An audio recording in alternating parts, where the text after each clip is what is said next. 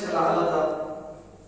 যেহেতু সাম্প্রতিক বিষয় আমরা আলোচনা করলাম, এখান থেকে আমাদের শিক্ষা হচ্ছে এটাই যে এই যে ইহুদি খ্রিস্টান এবং মুসলিম তারা কখনো মুসলমানদের প্রকৃত বন্ধু হতে পারে, প্রকৃত বন্ধু হতে পারে, তাদের এই কার্যক্রমে বাঁচতে পারে।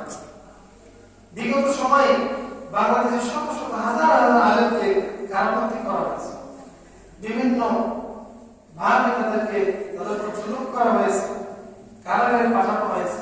আপনারা কি কোনোদিন দেখছেন যে কোনো আলেমের জন্য তাদের ওই যে প্রিজন ভ্যানে আটকিয়ে অবরোধ করে রেখে এরকম ভাবে যে আইনি বিষয়গুলা রাস্তা অবরোধ করে 2-3 ঘন্টা অবরোধ করে এবং বিভিন্ন বিশৃঙ্খলা করে কোন হিন্দুকে হত্যা করা হয়েছে, এরকম ঘটনা আছে? আছে কি?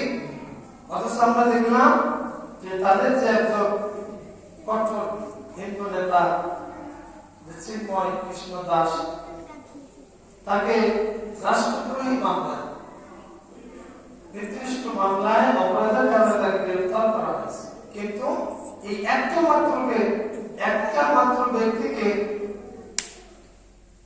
কারাগারে নেওয়ার কারণে সমস্ত হিন্দুরা রাস্তা ওই একটাকে যাইতেই দিবে না।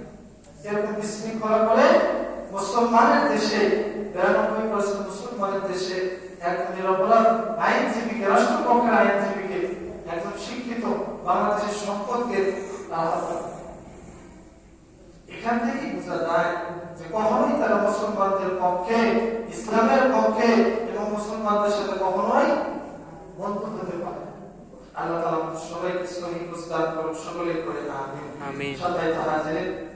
বর্তমান আমাদের শীতকাল চলে আসছে, তো এই শীতকালেও কিন্তু শীতের আলোচনা আছে। শীতের আলোচনা আল্লাহ রাব্বুল আলামিন কোরআন এবং হাদিসে বিশ্বনবী মুহাম্মদ রাসূলুল্লাহ সাল্লাল্লাহু আলাইহি ওয়াসাল্লাম থেকে দিয়েছেন। আমরা দুই একটা কথা শুনে শেষ করব। আল্লাহ তাআলা আমাদের সবাইকে আমল নিয়ে শোনার তৌফিক দান করুন, সকলেই করে আমিন। শীতের কথা আল্লাহ রাব্বুল আলামিন কোরআনে বলেছেন, সূরাতুল কুরাইশ, সূরাতুল কুরাইশ বলেছেন, ইলাফি কুরাইশ ইলাফি রিহলাতাশ শিতা'i ওয়াস-সাইফ। শীতা, এই শীতা মানে শীতকাল, আর সাইফ মানে গ্রীষ্মকাল। দুইটা মেইন সিজনের কথা আল্লাহ রাব্বুল আলামিন কোরআনে দিয়েছেন। অর্থাৎ এই যে শীত আসে, গ্রীষ্ম আসে, আল্লাহ রাব্বুল আলামিন এই দুইটা শব্দ, দুইটা বিষয়ের আলোচনা আল্লাহ তাআলা কোরআনে দিয়েছেন। সুবহানাল্লাহ। তো এই শীতকালে আমাদের এই যে শীতের সময়, এই হঠাৎ গরমে মানুষ অতিষ্ঠ, এখন গরম থেকে আসতেছে ঠান্ডা। আল্লাহ রাব্বুল আলামিন একবারই দিচ্ছেন না, একবার রাতারাতি যদি পরিবর্তন হয়ে যায়, তো গতকাল খুবই গরম, আজকে খুবই ঠান্ডা, মানুষ বিভিন্নভাবে অসুস্থ হয়ে যায়। এজন্য আল্লাহ রাব্বুল আলামিন মানুষের কষ্ট লাঘবের জন্য এই কঠিন তাপমাত্রা থেকে ধাপে ধাপে পর্যায়ক্রমে আল্লাহ তাআলা শীতটাকে নিয়ে আসেন। বলেন সুবহানাল্লাহ। এজন্য আল্লাহ তাআলা প্রতিটা সৃষ্টির মধ্যে আমাদের চিন্তা খোরাক রয়েছে। সুবহানাল্লাহ। এজন্য আল্লাহ রাব্বুল আলামিন যেভাবে পৃথিবীকে তিনি পরিচালনা করতেছেন, যেভাবে চালাচ্ছেন, আমরা যখন এর ব্যতিক্রম হয়ে যাব তখনই বিপদ। আল্লাহ তাআলা সবাইকে হেদায়েত দান করুন, সকলেই পড়ি আমিন। এই শীতের সময়, এই যে শীতটা আসতেছে, শীত যখন লাগে, এখান থেকে আমাদের মুসলমান হিসাবে আমাদের স্মরণ হবে এই কথা যে এই শীত আর গ্রীষ্ম, গরম এবং ঠান্ডা, এই দুইটা সময়, দুইটা তাপমাত্রা, এটা কিন্তু মানুষ তৈরি করেছে। এটা মানুষের কথায় চলে না, আল্লাহ রাব্বুল আলামিনের হুকুমেই চলে। এবং এই দুইটা জিনিস, ঠান্ডা এবং গরমের কারণ হচ্ছে জাহান্নামের শ্বাস, জাহান্নামের শ্বাস প্রশ্বাস। কি বললাম? জাহান্নামের শ্বাস প্রশ্বাস। আল্লাহ তাআলার কাছে জাহান্নাম আবদার করেছিল যে আল্লাহ, যে আমার এই ভিতরে যে আগুন, এই আগুনের এত তেজ, এত তাপ, যার ফলে একটা অংশ আরেকটা অংশকে খেয়ে ফেলে, এজন্য আপনি আমাকে একটু হলেও কিছু সময়ের জন্য, আমার একটা অংশ আরেকটা অংশকে খেয়ে ফেলতেছে, কিছু সময়ের জন্য আপনি আমাকে একটু আমার কষ্টটা একটু লাঘব লাভ করে। জাহান্নামের দোয়া আল্লাহ তাআলা কবুল করেছেন, যার ফলে বছরে 2 বার আল্লাহ পাক রব্বুল আলামিন জাহান্নামকে শ্বাস প্রশ্বাস নেওয়ার সুযোগ করে দিয়েছেন। যখন জাহান্নাম শ্বাস নেবে তখন কিন্তু এই শীতকাল চলে আসে, যখন জাহান্নাম শ্বাস ছাড়বে তখন এই গরম আবার চলে আসে। বলেন সুবহানাল্লাহ। এটা তো আমরা বুঝি না, আমরা কি এটা বুঝি? জাহান্নাম দেখা যায়, আমাদের ঈমানের দাবি আল্লাহ রব্বুল আলামিন সৃষ্টি করে রেখেছেন, সৃষ্টি করে রেখেছেন। আল্লাহ রব্বুল আলামিন এটাকে সৃষ্টি করেছেন, যার ফলে এই জাহান্নামের বৈশিষ্ট্যের কারণে, শ্বাস প্রশ্বাসের কারণে আমাদের এই গ্রীষ্ম আর এই শীত চলে আসে। বলেন সুবহানাল্লাহ। এজন্য সত্যি মাহাতির বেশি সময় নাই, এজন্য এই কথা বলার উদ্দেশ্য হচ্ছে এটাই, যখন এরকম ঠান্ডা লাগবে, গরম লাগবে, বুঝে নেবেন জাহান্নামের শ্বাস প্রশ্বাসের কারণে। এজন্য এই যে জাহান্নামের শ্বাসের কারণে এরকম অবস্থা দুনিয়াতে আসছে, সামান্য পরিমাণে একটু তাপ পাইতেছি, সেটাও সহ্য হয় না। এজন্য আমাদের বিশ্বনবী যে দোয়া শিখাই দিয়েছেন যে এই জাহান্নামের আগুনের তাপ দুনিয়ার আগুনের চেয়ে ৭০ গুণ বেশি, ৭০ গুণ। দুনিয়ার আগুন সহ্য হয় না, জাহান্নামের আগুন কিভাবে সহ্য হবে? এজন্য বিশ্বনবী যে আমাদেরকে দোয়া শিখাই দিয়েছেন, যে এই দোয়াটা যদি কোনো ব্যক্তি সকাল সন্ধ্যা আমল করতে পারে, আল্লাহ তাআলা তাকে জাহান্নামের আগুন থেকে হেফাজত করবে। সুবহানাল্লাহ। আল্লাহুম্মা আজরনি মিনান নার। আল্লাহুম্মা আজরনি মিনান নার। আল্লাহুম্মা হে আল্লাহ আজরনি, আপনি আমাকে রক্ষা করুন, মুক্তি দিন, মিনান নার, জাহান্নামের আগুন থেকে। এই দোয়াটা অনেক কি জানি, ছোট্ট একটি দোয়া। এটা আমরা সকাল সন্ধ্যা যে কোনো সময়, আমরা দোয়ার সময় যে কোনো সময় আমরা আমল করতে পারি। আমরা তো অনেক সময় মনে করি দোয়া মানেই শুধু হাত তুলে দোয়া, হাত তুলেও দোয়া, কিন্তু হাত ছাড়া কি আছে? দোয়া আছে না নাই? যে কোনো সময় আপনি যখন অন্তর থেকে দোয়াটা পাঠ করবেন, আল্লাহ তাআলা তো অন্তর্যামী, আল্লাহ তাআলা বুঝবেন যে বান্দা আমাকে ডাকতেছে, আমার কাছে পানা যাচ্ছে, আল্লাহ তাআলা খুশি হয়ে বান্দার দোয়াকে কবুল করে। সুবহানাল্লাহ। এজন্য এই শীতকাল অন্যতম একটি আমল হচ্ছে এই যে শীতের কারণে যখন জাহান্নামের কথা মনে হয়, তখন এই দোয়ার সাথে আমরা আমল করতে পারি। আল্লাহ তাআলা তৌফিক দান করুন, সকলে বলেন আমিন। এরপর দেখেন এই শীতের কারণে যখন খুব শীত লাগে, ঠান্ডা লাগে, আমরা ভালো পোশাক পরার চেষ্টা করি, ঠান্ডা পোশাক পরার চেষ্টা করি। যখন এই পোশাকটা পরি শরীরে আরাম লাগে, ভালো লাগে, ভালো অনুভূতি আসে। কিন্তু এখান থেকে আমাদের শিক্ষা আছে যে এই যে পোশাকটা আল্লাহ রব্বুল আলামিন মানুষের নিয়ামত হিসেবে দিয়েছেন, এই পোশাক কিন্তু অন্য কোনো প্রাণীর মধ্যে কিন্তু না। অন্য কোনো প্রাণী, অন্য কোনো জীবজন্তুর কি পোশাকের ব্যবস্থা আছে? কেবল আছে কি? একমাত্র কেবলমাত্র শুধুমাত্র আল্লাহ তাআলা মানুষকে এই পোশাকের বৈশিষ্ট্য দিয়েছেন, এই পোশাকের সৌন্দর্য দিয়েছেন। দেখো যে এক একটা পোশাকের এক একটা সৌন্দর্য, এই সৌন্দর্য মানুষকে আল্লাহ তাআলা অনেক সুন্দর করে বানাইছেন। এই মানুষের সৌন্দর্য ফুটিয়ে তোলার জন্য আল্লাহ তাআলা মানুষকে নিয়ামত হিসেবে এই পোশাক দিয়েছেন। সুবহানাল্লাহ।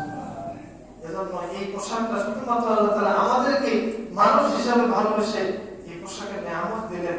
যখন এই পোশাক যখন পরবেন, শীতের সময় আরাম লাগবে, মনে হবে আল্লাহ তাআলার নিয়ামত।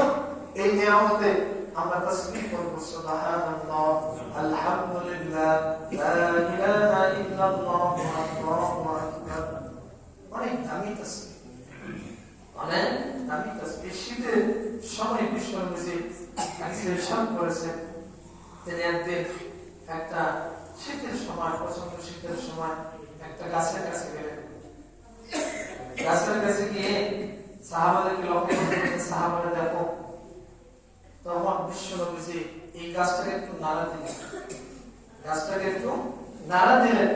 নাড়া দেওয়ার কারণে এই শীতের সময় হওয়ার কারণে গাছের পাতাগুলো সমস্তগুলো ঝরে গেল, সমস্ত পাতাগুলো ঝরে গেল।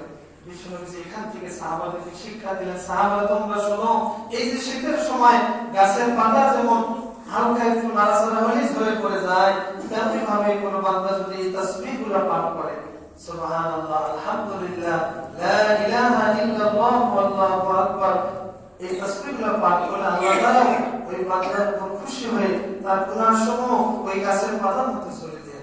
সুবহানাল্লাহ।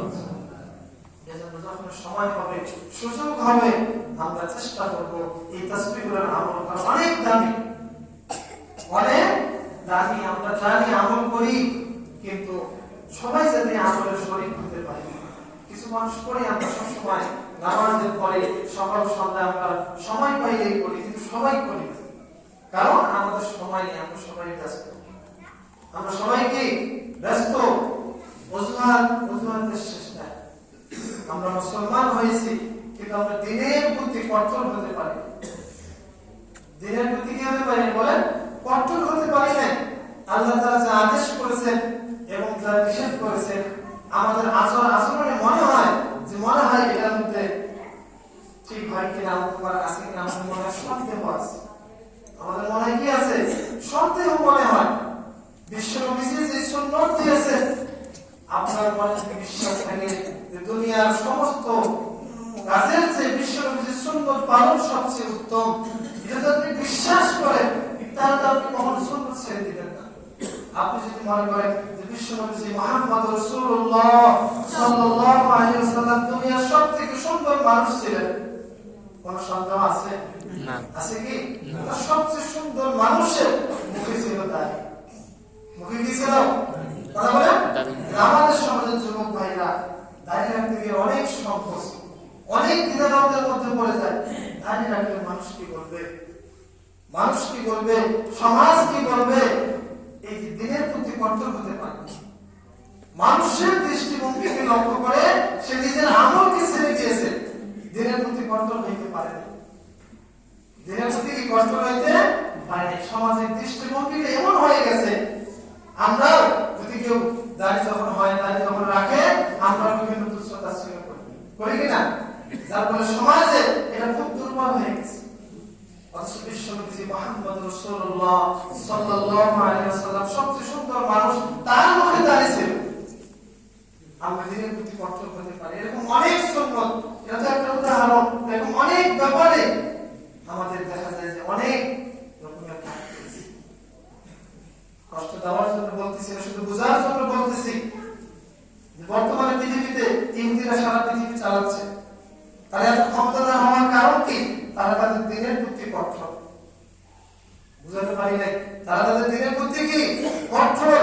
আপনি কোন ইহুদিকে দেখবেন না দাড়ি ছাড়া, সমস্ত ইহুদি দেখবেন যে বড় বড় দাড়ি। হয়তো সরাসরি দেখার সুযোগ নাও হতে পারে, অনলাইনে দেখবেন যে যত ইহুদি আছে, কোন ইহুদিকে বলতে হয় না যে বাবা দাড়ি কাট, নিজে থেকে কাট। মানে দিনের প্রতি তারা কঠোর, কোন একচুল পরিমাণ তারা ছাড় দেয় না। দিনের প্রতি তারা যতই কঠোর হয়েছে, ততই তারা ধীরে ধীরে উন্নতি করেছে। আমরা মুসলমান অনেক দ্বিধাদ্বন্দ্বের মধ্যে থাকি, অনেক কিছু চিন্তা করি, শেষমেশ আমরা ছেড়ে দিই। যার ফলে আমরা মুসলমান পিছিয়ে গেছি। অথচ এই মুসলমানের গৌরবোজ্জ্বল ইতিহাস, দীর্ঘ বছরের দীর্ঘ ইতিহাস ছিল। আজকে মুসলমানদের হাতে ক্ষমতা নেই। মুসলমানদের হাতে আজকে মুসলমান বিভিন্ন ভাবে অপদস্থ, অবহেলিত। এর প্রধান কারণ যদি বলেন, মুসলমান দিনের প্রতি কঠোর নেই, দিনের প্রতি কঠোর নেই। বিশ্বনবী বলেছেন যে ফজরের নামাজে 2 রাকাত সুন্নাত, ফরজটাকে বাদ দেন, 2 রাকাত সুন্নাত হচ্ছে এই পৃথিবী আর পৃথিবীর মধ্যে যা কিছু আছে, আসমান জমিনের এবং আসমান জমিনের ভিতরে যা কিছু আছে, তার থেকে হচ্ছে উত্তম হচ্ছে ফজরের নামাজে 2 রাকাত সুন্নাত। আপনাদের মনে হয় সন্দেহ আছে কি আছে? সন্দেহ যদি না থাকে, 2 রাকাত সুন্নাতের মূল্য যদি এতটুকু হয়, আমরা হেলায় খেলায় ছাড়ি দিয়ে দিই, দেখি না? বলেন আমার কাছে আছে ঘুমটা ভালো। মুয়াজ্জিন বলতেছে সালাতু খায়রুম মিনান নাওম, ঘুম থেকে নামাজ ভালো। আর যখন কানে আযানটা আসলো, একটু আবার ওই ব্যথা বালিশ, একটু আবার কম্বলটা ভালোভাবে গায়ের মধ্যে নিয়ে আরামে ঘুমিয়ে চলে গেলাম। তখন মুয়াজ্জিন ডাকতেছে, আমি সারা দিলাম না, তাহলে আমার কাছে কোনটা ভালো হবে? বলেন ঘুমটাই ভালো। আমরা দিনের প্রতি কঠোর হতে পারি নাই। আমি যদি এই কথা বিশ্বাস করতাম যে আসলে 2 রাকাত সুন্নাত পৃথিবী এবং পৃথিবীর ভিতরে যা কিছু আছে সবকিছুতে করতো, তাহলে আমি ছেড়ে দেওয়ার কথা না। এটা আমরা মুখে বলতেছি, মনের মধ্যে বিশ্বাস আনতে পারি নাই। ঘাটতি আছে, ঘাটতি আছে। সম্মানিত হাজির, এজন্য আমরা যতই দিনের প্রতি কঠোর হব, আমরা শক্তিশালী হব। আল্লাহ রাব্বুল আলামিন আমাদের সবাইকে কবুল করুন, সকলে বলেন আমিন। সর্বশেষ একটা কথাই বলবো, আল্লাহ তাআলার কাছে চাওয়ার মধ্যে, আল্লাহ তাআলার কাছে দোয়া করার মধ্যে কিছু শান্তি আছে। আমরা যেমন শরীরে খাওয়ার জন্য যখন খাই, শরীর ভালো থাকে, মানুষের অন্তরও কিন্তু অসুস্থ হয়, অন্তরও কিন্তু খাদ্য আছে। সেই খাদ্য হচ্ছে আল্লাহ তাআলার জিকির। আল্লাহ তাআলার কি জিকির, স্মরণ। যখন আল্লাহ তাআলাকে ডাকবেন, মন থেকে কিছু চাইবেন, কিছু অনেক মনটা হালকা হয়ে গেছে। বলেন সুবহানাল্লাহ। আল্লাহ তাআলা আমাদের সবাইকে কবুল করুন, সকলে বলেন আমিন। সর্বশেষ আমি এক জায়গায় আলোচনা শুনেছিলাম, তিনি সুন্দরভাবে ব্যাখ্যা দিলেন যে কোন ব্যক্তি যদি আল্লাহ তাআলার সঙ্গে মোলাকাত করতে চায়, সাক্ষাৎ করতে চায়, যদি আল্লাহ তাআলার সঙ্গে কথা বলতে চায়, তাকে কল দিতে হবে 3.2। কি বললাম? 3.2, তিনটা টুয়ে যদি আপনি কল দেন, আপনি আল্লাহর সঙ্গে কথা বলতে পারেন। বলেন সুবহানাল্লাহ। জোরে বলেন না সুবহানাল্লাহ। তিনি বলে ব্যাখ্যা করতেছেন 3.2 কল দিলে আল্লাহর সঙ্গে কথা বলা যাবে, মানে তিনি ব্যাখ্যা করতেছেন 3.2 মানে তিনটা টু। এই তিনটা টু, প্রথম টুটা হচ্ছে যে 2 রাকাত নামাজ, 2 রাকাত নামাজ। সুবহানাল্লাহ। মন থেকে আল্লাহকে রাজি করার জন্য 2 রাকাত নামাজে দাঁড়িয়ে যান, আল্লাহর সঙ্গে কথা বলার অন্যতম মাধ্যম। বলেন সুবহানাল্লাহ। দ্বিতীয় নম্বর টুটা হচ্ছে যে 2 ফোঁটা চোখের পানি, 2 ফোঁটা চোখের, সুবহানাল্লাহ বলেন না সুবহানাল্লাহ, অনেক দামি এই 2 ফোঁটা চোখের পানি। 3 নম্বর টু হচ্ছে রাত 2টা, রাত 2টায় 2 ফোঁটা চোখের পানি ফেলে 2 রাকাত নামাজ যদি পড়তে পারেন, এরপর আল্লাহ তাআলার কাছে মনে চাওয়ার মতো চাইতে পারেন, আমি গ্যারান্টি দিচ্ছি অবশ্যই আল্লাহ তাআলা আপনার চাওয়া কখনো ফেরত দিবেন না। সুবহানাল্লাহ। এজন্য আল্লাহর সঙ্গে সাক্ষাৎ যদি আপনি করতে চান, তাহলে এই 3.2 আপনাকে কল দিতে হবে। আল্লাহ তাআলা আমাদের সবাইকে তৌফিক দান করুন, সকলেই বলেন আমিন। যে কথাগুলো শুনলাম, এখান থেকে যে উত্তম কথা, ভালো কথা, আল্লাহ তাআলা আমাকে এবং আপনাদের সবাইকে আমলের তৌফিক দান করুন, সকলেই বলেন আমিন।